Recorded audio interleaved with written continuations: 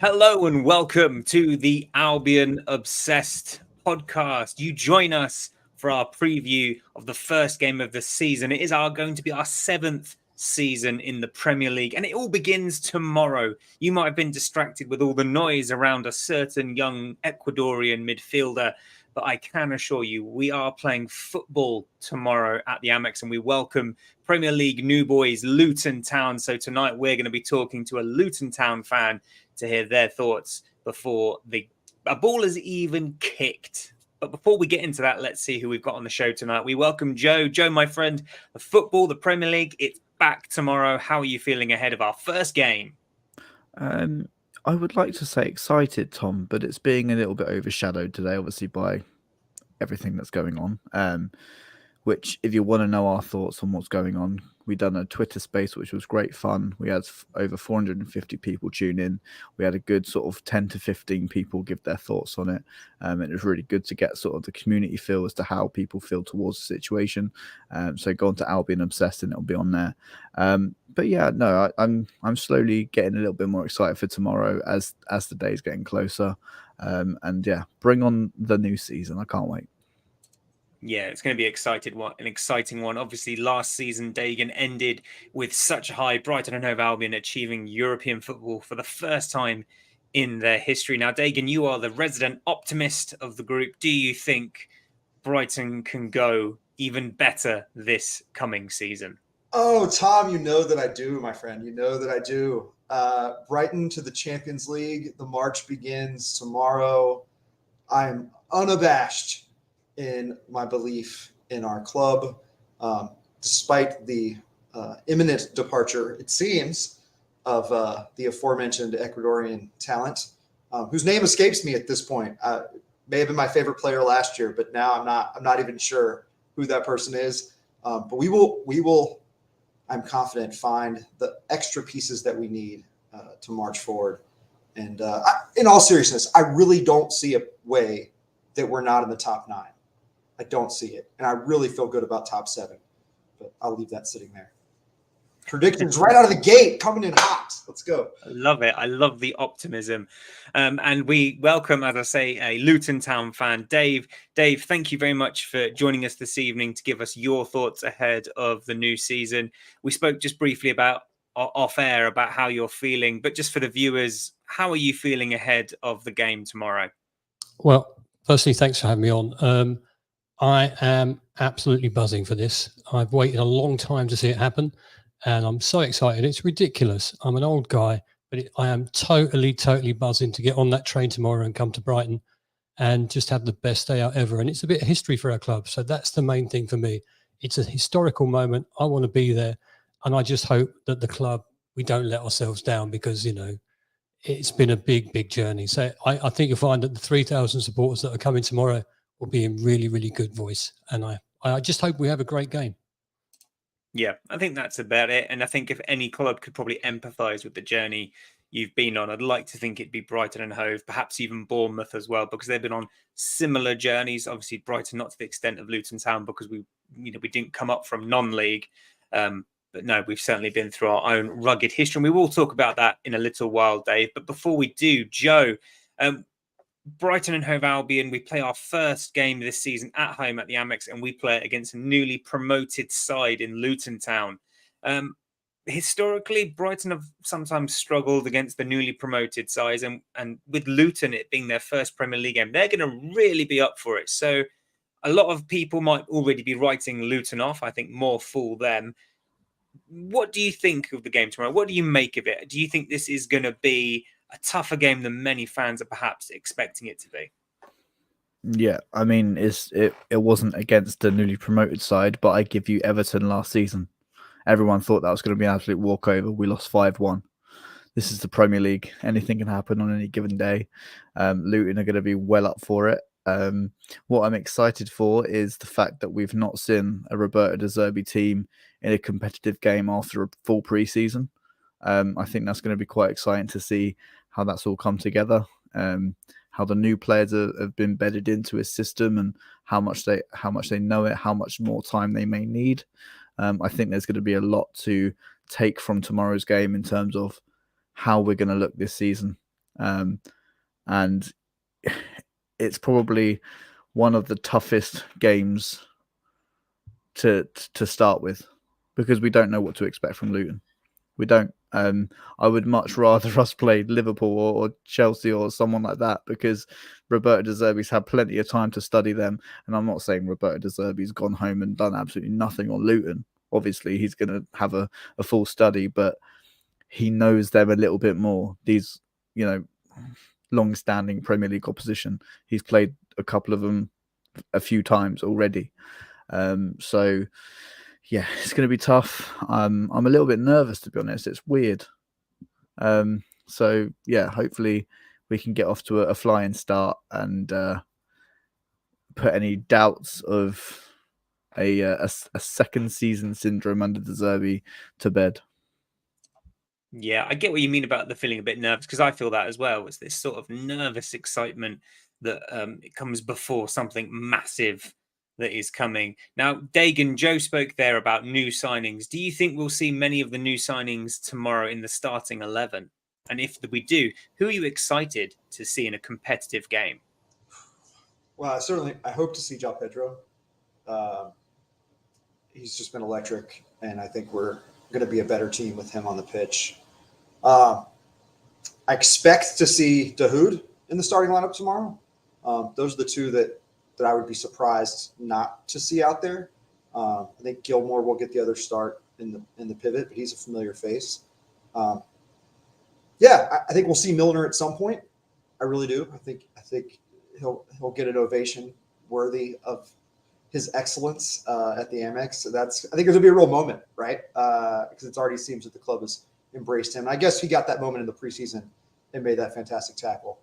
But yeah, excited to see all the new guys. Hopefully they get on the pitch. I'm excited.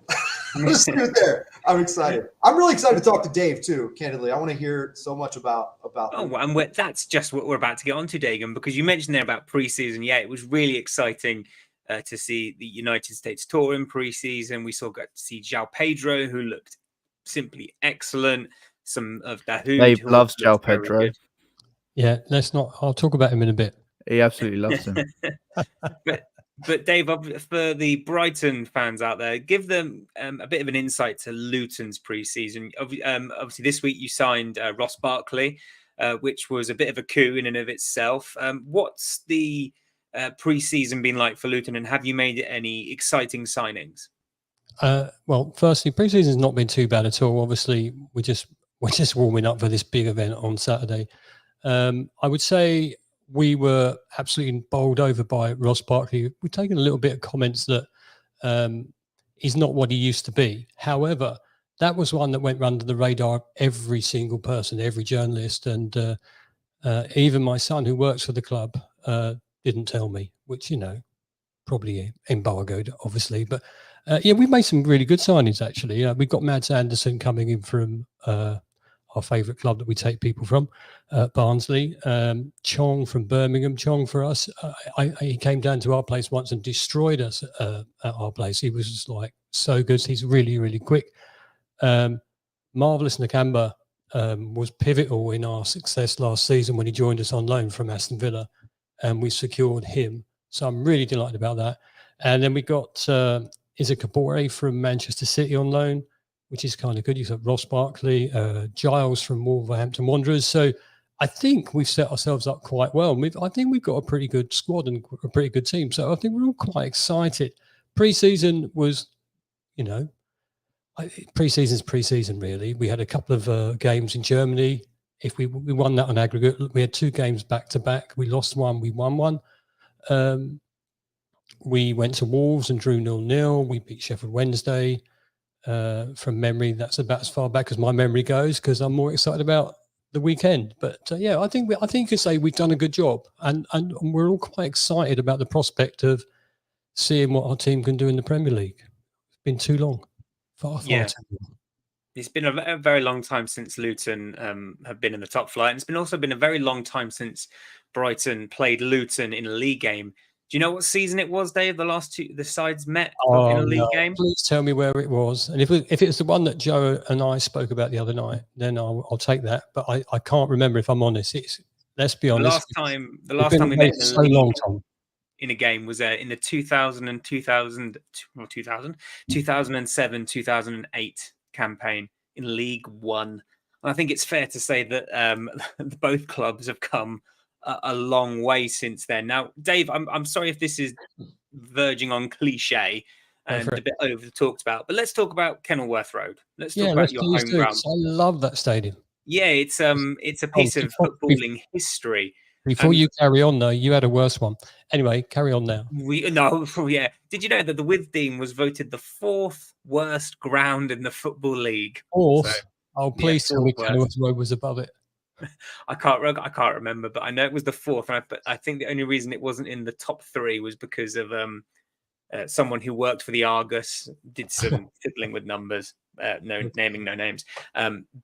But no, let's talk about your ground, because a lot has been made this summer about the renovation that needs to happen to make it Premier League ready. Could you tell the listeners a little bit about the sort of work that needs to be going on? Because obviously you hear all these different things, but I want to hear it from the horse's mouth, so to speak. Okay, so if you know the stadium and you know the greenhouses on the one side, the executive boxes, they used to be in camera shot, but they're not now because they switched the cameras around to point at our main wooden stand. They've gone. They've been demolished. They were demolished. They started demolition the day after we won the championship final. So they've gone, and they're replacing that with a big gantry for the media. They're putting in more seats, so we won't be the smallest stadium in the Premier League, which is pretty cool. There's a couple of TV studios and all the media things going underneath. The away end, the infamous away end, the one where you're going to walk through the gardens. Well, do you know what? Your view's going to be worse when you get in, because there's more pylons gone in to put the floodlight pylons up for Premier League standard lighting and VAR and all that sort of stuff. So that's a whole stadium, one side of our stadium being redeveloped. You can see the pictures. It's on target. It will be ready for the West Ham game. I think they were just being a bit, taking more precautions that we would be finished for the Burnley, but they couldn't guarantee it. So that's why they postponed it. Inside the stadium, they've had to rearrange changing areas for the teams. They've got to provide indoor warm-up areas for the away team as well as the home team. So they're doing that as well. And really, they're sort of, I think our chairman said, we're putting a new dress on the old girl. So they've actually brightened it up outside as well. So it'll look a bit different. If you've ever been to the other end, the Kenilworth Road end, the home end before, it looks totally different right now. Nothing's going to change with the away entrance. You'll get to see the gardens, everybody. Don't panic. And you're going to love it, because it's a stadium that is what it is. It's 100+ years old. But once you get through the turnstiles, your view for an away fan is a pretty poor one, if I've got to be honest with you guys. But the atmosphere in there normally is electric. And I've been to some of these newer stadiums. I have to be honest, I'm looking forward to my first trip to your stadium. But I've been to these newer stadiums, and the atmosphere is not there. It's just not the same. There'll be 10, maybe 11,000 people at Luton when you come to Kenilworth Road, and it's going to be noisy, and it's going to be great, and we're going to enjoy every bit. But the stadium renovations they're coming on real well, and I'm quite excited to see that as well. Sad to say, the first game, no disrespect Gillingham, but the first game that we're going to play in the new era will be Gillingham in the League Cup. So it should be fun. Yes, and we know all about Gillingham, having spent 2 years of our history playing up the road there. But less about that and more about tomorrow then, Joe, because I think it's fair to say that Dave is very excited for the season ahead. And if you are too, viewers and listeners, drop us a message. Let us know your thoughts ahead of the game tomorrow. We are live, so pop it down in the comments, and we will give you shout outs as we move through this evening. Joe, tomorrow, you said it yourself, you're excited, you're a little bit nervous. Are there any pre-match rituals that you're going to do tomorrow, Joe? Are you going to pop down to the shop? You're going to get Enciso number 10 on your shirt? What are you going to do? See, Tom, my whole pre-match stuff has changed at the start of this season, because at the end of last season, I was living in Littlehampton and I was travelling to the football with my dad. Now I'm living in Hastings, back in my old hometown, and I'm traveling with my mum. So it's all going to be different. And I hope that doesn't destroy our luck from last season. I'm very superstitious, so I'm a little bit worried because the last time I travelled from Hastings to watch a football game was, I think, in Graham Potter's first season. And we didn't do too great that season. So hopefully that luck doesn't follow. I will be going to the shop, be getting the new Europa League badges and the new Europa League name set. João Pedro's going on the back. Sorry, Dave. So yeah, very much strike two. Very much looking forward to it. And yeah, I'm going to meet up with a few people. Going to meet up with Dan. Going to meet up with my dad. And yeah, I'm just really, really excited to get back to the Amex and a little bit of normality to return. Yeah, the months without football seem very strange and very empty. Now, before we go any further, Dave, I've got to ask, what is this João Pedro thing? Come on, spill the beans. Well, Spill the clearly, tea. if you don't know, then well, I'll tell you. Obviously, he came from Watford, and when we played them earlier last season at Vicarage Road, he literally mocked our team. We got spanked 4-0, and I think Osho got sent off that day, and I'm sure it was him that came up to Osho and did the crying eyes sort of thing, and he's sort of like rubbing his eyes like this, and yeah, he's not much liked by Luton fans. And then when he came to Kenilworth Road, he bottled it, literally bottled it. Watford as a whole were terrible, but him himself was very, very, very poor. So I don't know how to rate the guy because I've seen him play very well. I hated him then because we lost 4-0 to our biggest rivals. But then I saw him play very, very poorly at Kenilworth Road. But I think that day we were totally in control of that game. So I don't know what sort of player you've bought. I really don't. I can't tell you if I think he was brilliant or not. But all I do know, he got a little bit scared when he came to our place. That's how I felt about it. Yeah, so he's an ex-Watford player. You know what? When he touches the ball tomorrow, 3,000 Luton supporters are going to boo him the whole match. It's going to happen. We're just going to be partying, obviously, but he's going to get booed every single time. So that's why I don't like him. But I don't know the guy personally. He might be really nice, and I'm sure he'll do well for you guys. A very diplomatic answer, Dave. Thank you very much. Yeah, it will be interesting to see how the likes of João Pedro and Dahoud take to the Premier League. Dagan, obviously, Dahoud vastly experienced, played in Germany. João Pedro has experience in English football, but the Premier League is a different beast, and especially on game week 1 against a newly promoted side who are going to be absolutely buzzing to be there. And to show that they're not there just to make up the numbers. It could be quite an intimidating, game for Brighton in some aspects. What pre-match rituals are you going to go through, Dagan, to ensure that João Pedro doesn't bottle it like he did at Kenilworth Road? Oh goodness! Well, I'll have my Brighton cup of coffee mug in front of me in the morning. That's borne us good luck thus far. And other than that, I'll have to make a game time decision on the right shirt, I suppose. Young Kennedy and I like to match up when we can now. She proudly wore her first custom Brighton shirt to her soccer practice yesterday. She wore her away kit, smashing. Yeah, looked great and had a great practice too at that. So I have to give her a shout. So she was asking me this morning what our plans were for the game tomorrow, which I just thought was the best. That she was excited about it. So she'll be there. That I can tell you. So that's the big ritual. Indoctrinate the youth. I like that. I like that a lot. I fully agree. I fully agree with it. Dave, let's talk about tomorrow then. You said yourself you're coming down to the Amex tomorrow. Are you one for pre-match rituals? Is there sort of like a thing that you like to do before the game, or do you not take any heed in such things?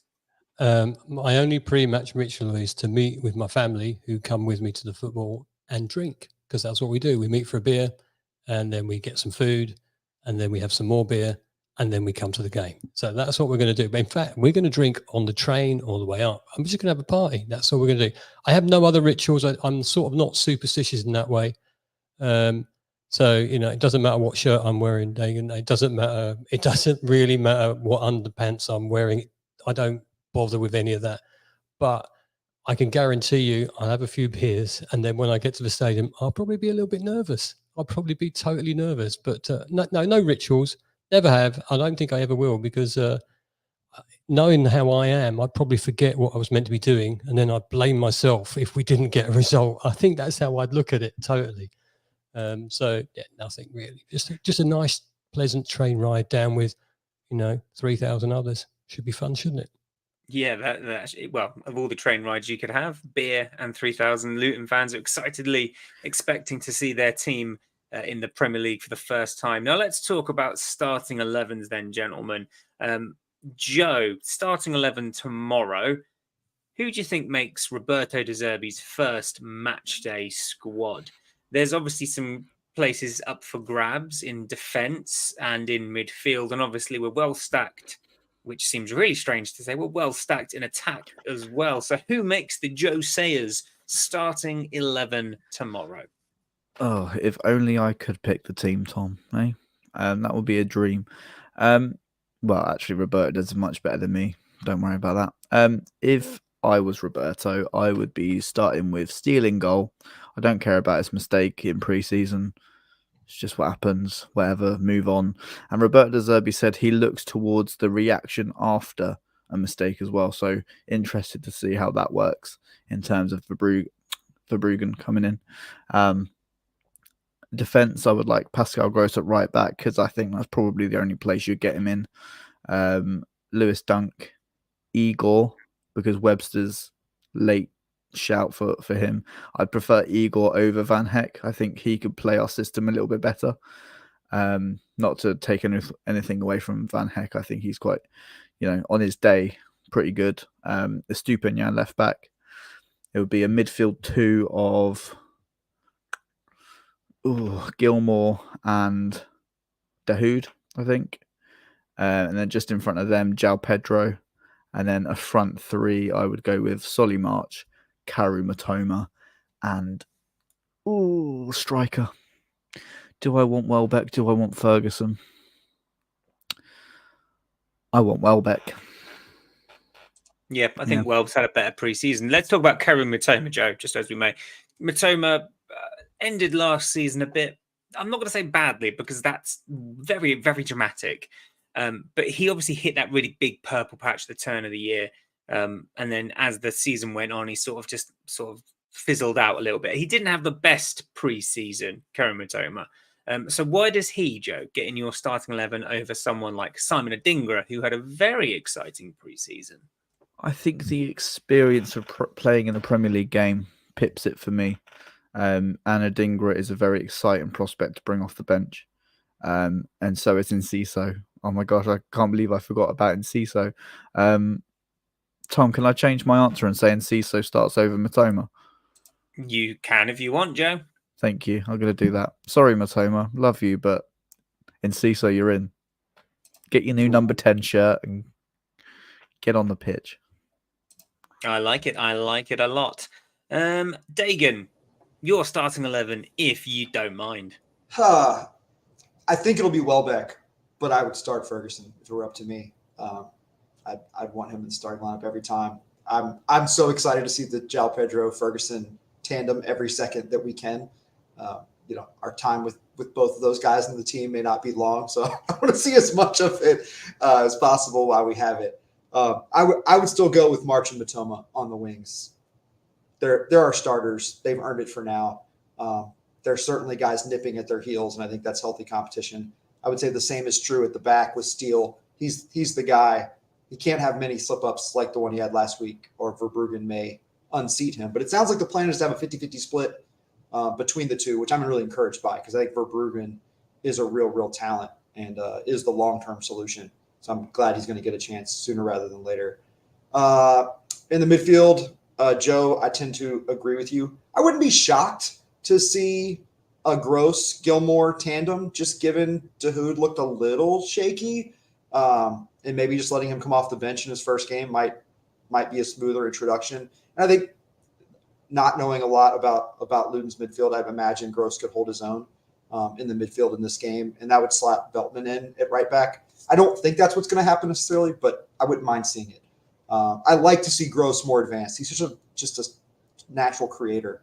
I love seeing him in that spot. Joe, did you say is Webster? What did you say about Webster? Webster is a late fitness test, I believe. Oh, okay. And so is Lallana. Okay. All right. Well, if that's the case, then I would keep Dahoud in the starting lineup. I would put Gross at right back. I would slot Veltman into the other at right center back, Dunk at left center back, and Estupinian at his usual left back spot. It's interesting. I don't think we've ever had as much competition for places as we do now. And I'm sure a lot of that is down to the fact that, we're going to be playing extra games this season because of Europe and because of the other cup competitions. But it does seem that we're very well stocked in certain areas. And yet here we all are, potentially, going, how on earth are we going to replace Caicedo when he eventually does leave? Let us know in the comments what you would like. Michael is saying Van Heck to start. He's been excellent in pre-season. Yes, a lot of people have been talking about him in pre-season. Michael is also going for Steele in goal. Pedro or Ferguson or Welbeck up front. Oh, for me, I'm going to go Danny Welbeck. I do agree with you, Dagan, that Ferguson, João Pedro link up the top is very exciting. But again, Ferguson had a bit of an underwhelming pre-season for me. And I think, Welbs just looks very up for it. So for me, my starting 11 will be Jason Steele in goal. Back four, Pascal at right back. I would go Dunk at right centre-back and then Igor at left centre-back. I'm really excited to see what Igor can do. I know he's relatively new. I've got a feeling that the players that didn't have such a great pre-season, I don't know why, but I feel like they're the type, like Mitoma and Ferguson, feel like they're the type to just turn it on when the Premier League comes around.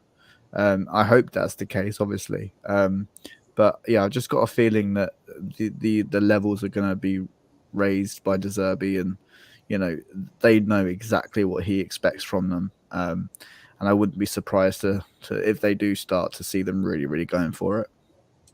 Yeah, that's very true.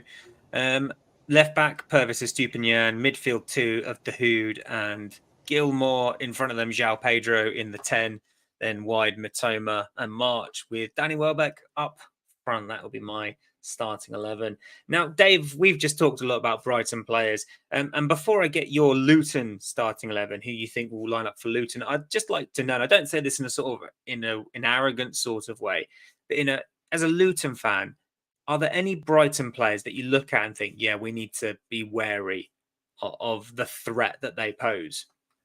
Right, I'm going to be straight up and honest. When we're in the Championship, I really wasn't that bothered about the Premier League, so I'm going to be straight up and honest with that. But, the ex-Watford guy does worry me a bit. Genuinely, as much as I joke about him, he does worry me. And up until earlier today, until that transfer news came about, I was worried about that guy. But I don't know your team well enough, if I'm honest. I really don't. So I'm going to go, you've named all these names, and I'm sitting there thinking, oh, God, they sound all right. But I'm just going to be honest with you, I genuinely haven't bothered with the Premier League, which is ridiculous, isn't it? Now I'm here. No, not at all, because Dave, I tell you what, when we were in the Championship, I was exactly the same. The same. So now I'm here. There's no disrespect to Brighton. No, not at all. In fact, of all the teams in the Premier League, there are several that I have no issues with at all, and what you guys have done and where you've come from, for me, is a model for us. It's a model for the same with Brentford as well. So, and I think I saw something about your transfer business since you've got to the Premier League. It's astronomical, the amount of money you guys have sold and brought players on and sold them on for. It's where you want to be. So, for me, João Pedro, obviously because of the Watford connection and Caicedo, but he's not going to be there, is he? He's not going to be there. So no, he won't be involved. And for me, that was the one I was worried about. The one that I really knew, if I'm honest. Dave? No, that's absolutely fair, Dave. Yeah. Dave, I'm interested to hear your take on Luton's starting lineup. Tom, I don't know if you were going to ask that same question, but You got 8 new guys in the squad. How many of those will be in the starting lineup, and who are the familiar faces you think you'll see in the starting lineup from last year? Super question. Well, we need a new goalkeeper in for a start because we used to have America's Horvath in goal for us. He was on loan from Nottingham Forest. We didn't take up the option on him. So I think we're going to start with, I'll be very surprised if we don't start with Kaminsky, who we bought from Blackburn Rovers. Who else is going to be? I would imagine that Mads Anderson will be, again, a new guy, that he'll be in the back. Then I've written down here, so let me have a look. Tom Lockyer is our club captain. He's going to start without a shadow of a doubt. Amari Bell, hopefully, again in the back. I think Kabore, our new guy, will start. I think Nakamba will start, but I don't think Nakamba is going to be... He's not new, is he? He's not new, but he is new. The next, Giles will definitely start, 100%. I'll be very surprised if Giles doesn't start. How many you've got so far? Chong's going to start for definite. Chong's, that's 6. Thanks very much for counting. Morris and Adebayo up front for definite. And then I had this problem because we've got Ross Barkley come in, but Jordan Clark is injured, so he's not going to start. But then we've got the legend that is Pelly Ruddock. And should he start? I think Pelly might start. I think he will come on. I think Barkley will have a substitutes role, I think. So I'm thinking that Pelly will create Premier League history tomorrow. And, so I'm looking at Pelly Ruddock to start. So of all those, 5 or 6 of our new guys will start. But, the rest of them are relatively solid. And they all deserve a chance. They got us there. There's several players. Pelly's gone from non-league to where we are now. But there are several players that have gone from League 2 from where we are now. And it's hard to leave them out. And I know the bench is large anyway, so that they may get a shout. So I'm expecting that team tomorrow. I think you're right, Dave. I think we did something very similar when we first came to the Premier League. Most of our starting 11 in our first Premier League season were the team that brought us to the Premier League. And it is only right, as you say, to sort of, respect the fact that they are the ones that got you there. Obviously, you have had a lot of new faces, so perhaps it might be a bit too early to say. But, from a Luton Town perspective, if you were going to tell a Brighton fan such as us, these are the players to look out for, who would you say is probably the most exciting one that Brighton fans need to keep their eyes on? Well, I'd say the whole squad, obviously. But, okay, so Marvellous Nakamba for us last season was, I say, pivotal. He was the missing link that we needed to push us on. In the Championship, he was a class above a lot of the other players that were playing for us and our opposition, with the exception of Burnley, who was sensational last season. I think Nakamba made a huge difference. So I would say he's one you've got to look out for. But then again, I was really impressed with Chong when I saw him play for Birmingham, and now he's playing for us. So, he's quick. He's very, very quick. So of the new guys, those two. And then we've got Carlton Morris up front. Now, there's been a lot of pundits that have said he's not going to do the same as he did in the Championship. He's not going to score many goals. And I would say to you, well, look at Ivan Toney when he came up from League One for where you are. He started scoring. There's no reason if he gets a service, he won't. So I would be looking out for Nakamba. I think Chong's going to be great. Pelly, obviously Pelly, because Pelly's a legend, and I don't care what anybody says about him in our squad. He is a legend. He's going to make, so look for him. It's Premier League history. It's never going to happen again. He's the first guy to have done it. And Morris up front. So Morris, Nakamba, and Pelly. But then Giles can put in a good cross. Oh, man, you've got me really thinking about it now, haven't you? Just how I feel. Giles can put in a super cross, and I'm hoping that he comes to the fore as well. So, That's Giles from Wolverhampton, isn't it? He spent time on loan at Shrewsbury, Blackburn and Swansea, I think I want to say, over the past few seasons. But he's doing exciting. He was a left wing back. Is he now playing in a more advanced role? No, he's not. He's doing that. I think he's definitely doing that. But in some of the friendlies, he's put in a shift, and he's literally put in some absolutely fantastic crosses in on the button for our strikers to score from. So I think we're going to be a little bit different to what people think we are. And I think I chatted the other night, and I said that when you're in the Premier League, and one of your defenders picks up the ball and shoves it 50, 60 yards up the pitch to someone else on the far side of the pitch and they go, oh, that's a brilliant pass. That's a fantastic pass. When Luton did it in the Championship, we were called hoofball, so I think we're in a different place. We're not, I tell you now, tomorrow, we're not going to have a great deal of possession. I know that totally. We're going to just play to our strengths. And I feel that we will use our possession to our best advantage. So, you might even end up with 75-25 possession. Might even be that much. That happened to us. And I know it's a different league. So, I know it's a different league, but in the Championship, that happened to us once and we won 3-0. So you just make the most of the possession you got. So I'm excited by them all. Really excited. That's really cool. I'm really happy for you, Dave. I really am. To your point, we lost some games like that last year where we had 70% of the ball plus. So it would not be unfathomable. Yeah, well, possession's not everything, is it? Possession's not everything. It's what you do with your possession. You can go forwards, backwards, sideways and not create a chance. And then we get one break and score. So for me, that's what I'm looking at tomorrow. I genuinely don't think that we're going to get many chances, but when we do, I hope we take them. I don't know if you, as you say, Dave, you're not into the Premier League, or you weren't before because of obviously being in the Championship, which is absolutely fine. I don't know if you know much about Roberto De Zerbi's tactical, how he sets up Brighton, but Brighton will look to invite the press. Do you think Luton will be drawn into that, or will Luton perhaps sit a little deeper? How do you see sort of like Luton tactically setting up tomorrow? Our press was quite high last season, so I don't expect it to be any different.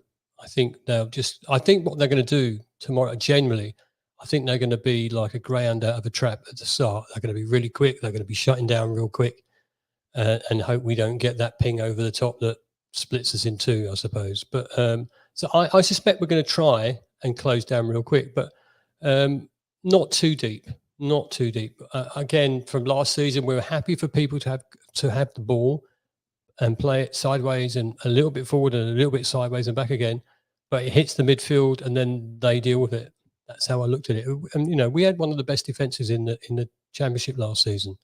Again, I know how different the Premier League is. I'm under no false illusions there, but I don't see us changing our style. Not too much. I mean, I know that our management team would have done a really good look into Brighton, and I know tactically they'll get it right. I hope.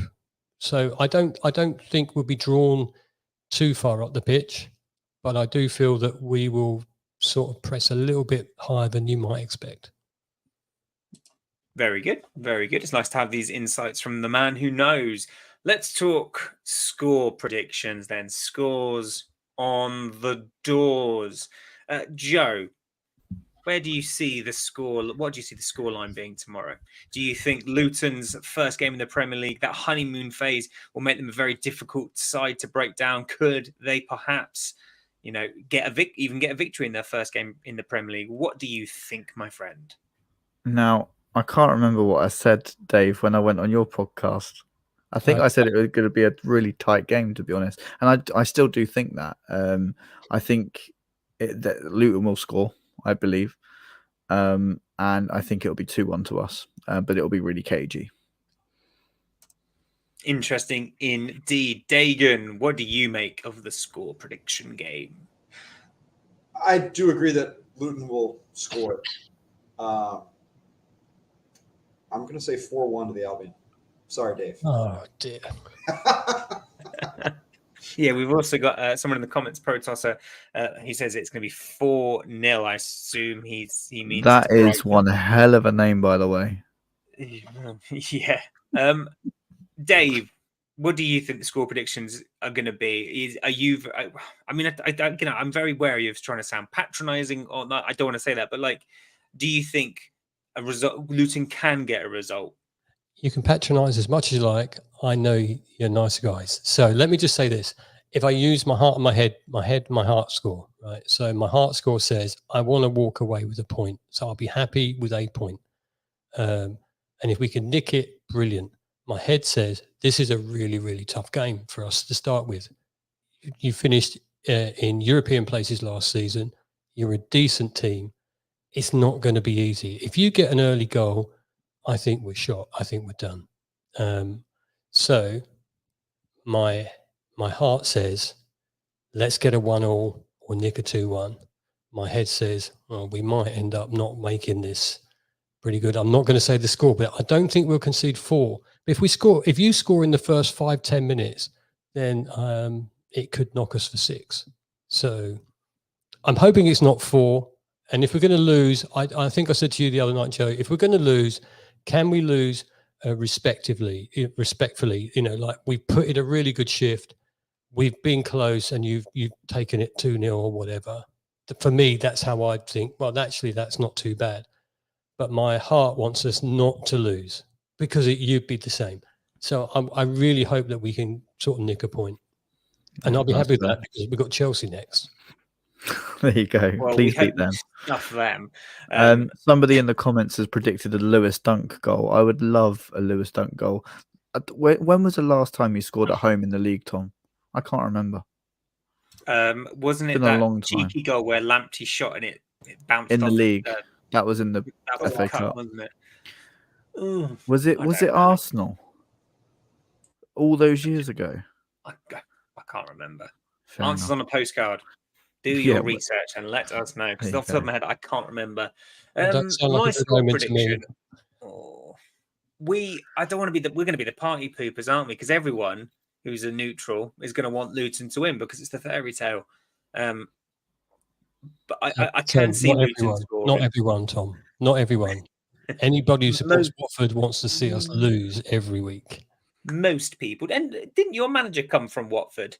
Yeah, Didn't how he get ironic sacked? is that? How ironic is that? You know, they sack a manager 14 games into their season or however long, and he comes to their biggest rivals and gets us promoted.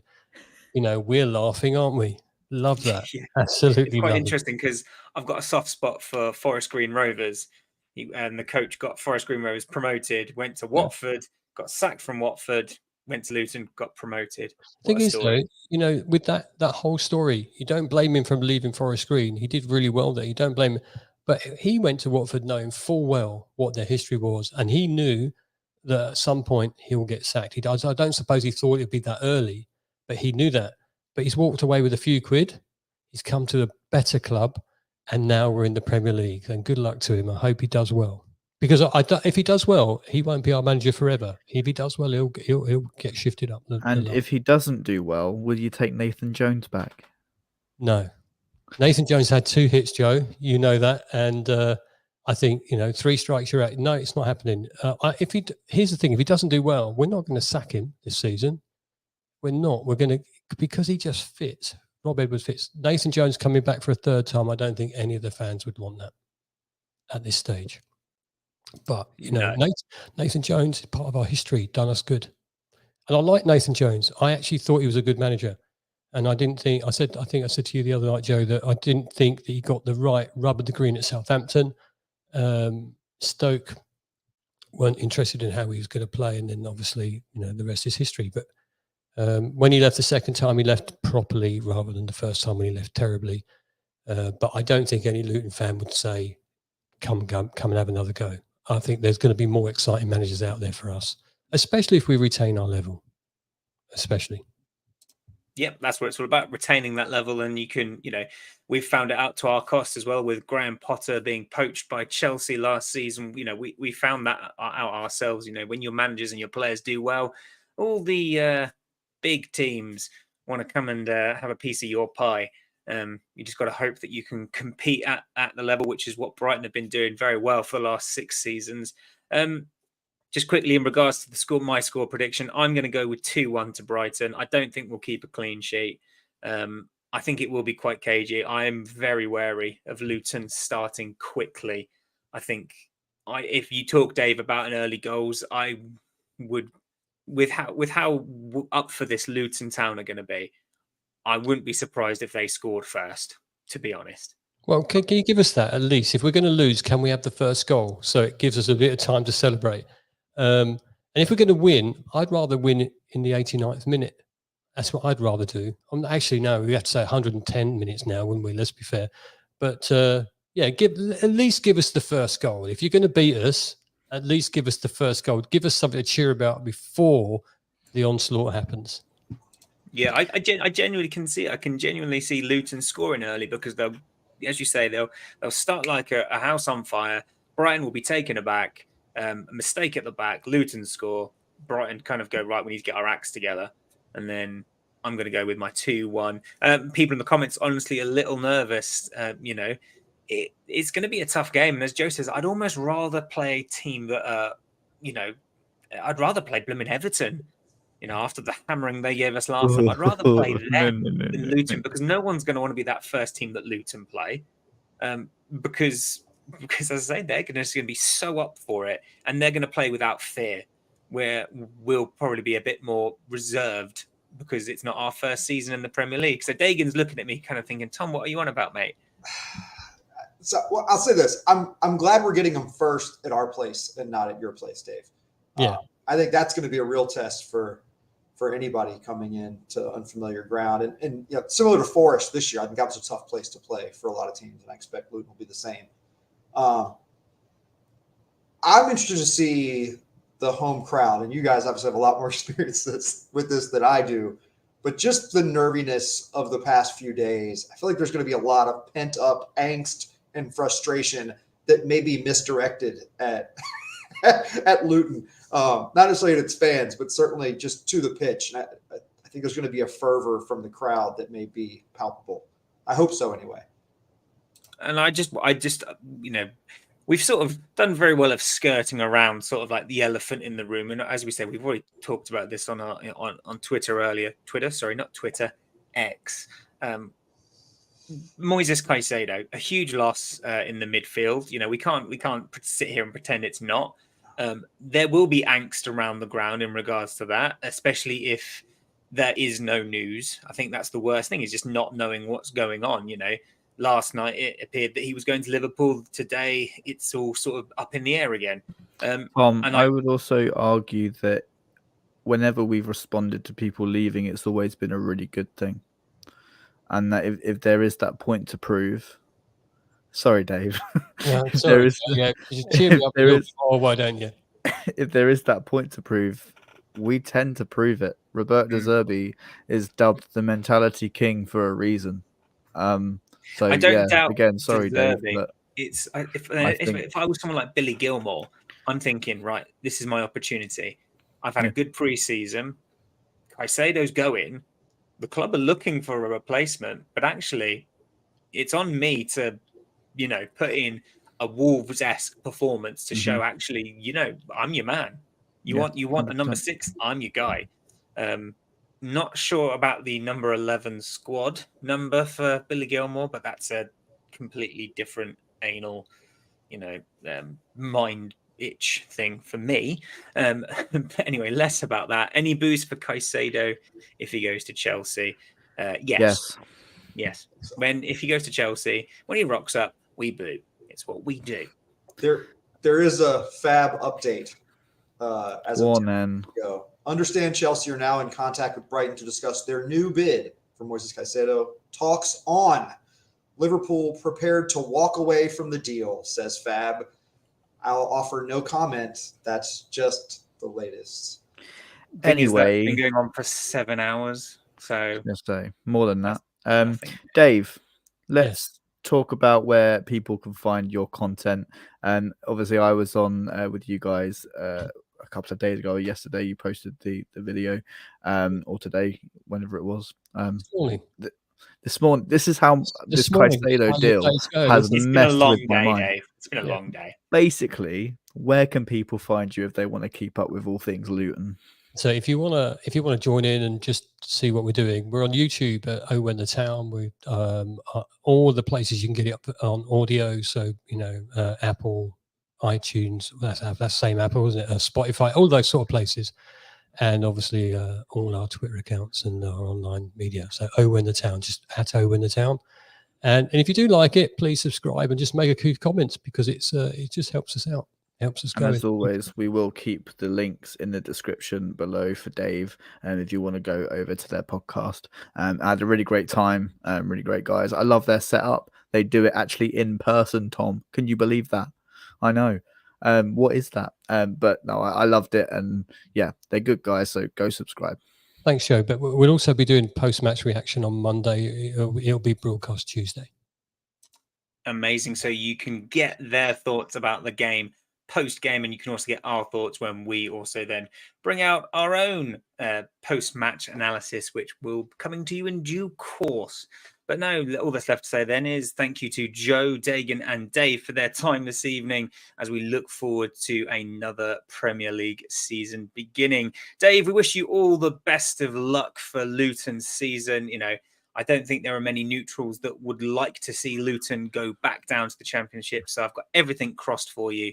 But not for tomorrow. I hope you lose. Just not I knew that was tomorrow, coming. Dave. I just knew that was coming, and I wish you well for the season. I hope you win the European Cup that you're going for, and all that stuff. Just don't beat us tomorrow, please. We'll see what we can do, but no promises, Dave. No promises. Thank you to the viewers who have joined us this evening.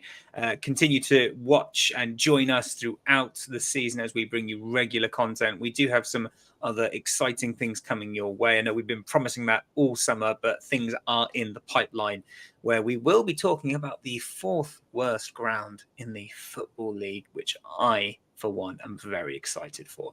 But in the meantime, wherever you may be, whenever you may be, we'll see you next time. Take care. Peace. Thanks, Dave.